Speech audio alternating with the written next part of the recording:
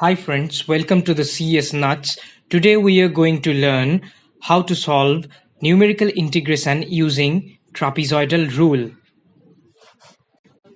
We can evaluate the integration of any function by trapezoidal rule, and here is the definition of it.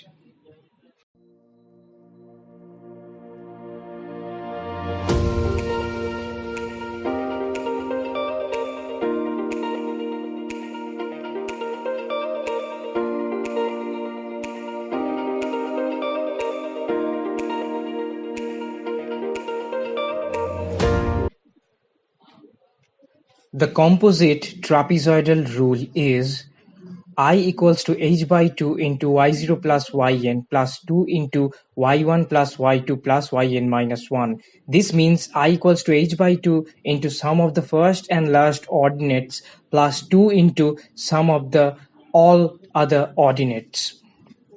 Here h equal to b minus a by n, where b equal to upper bound, a equal to lower bound, n equals to number of subintervals.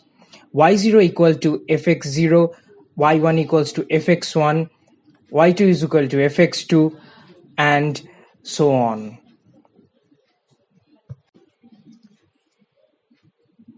Now suppose we have a problem. Evaluate integration 0 to 1 4x minus 3x squared dx taking 10 intervals by trapezoidal rule. Step 1. Here fx equals to 4x minus 3x squared, a equals to 0, b equals to 1, and n equals to 10.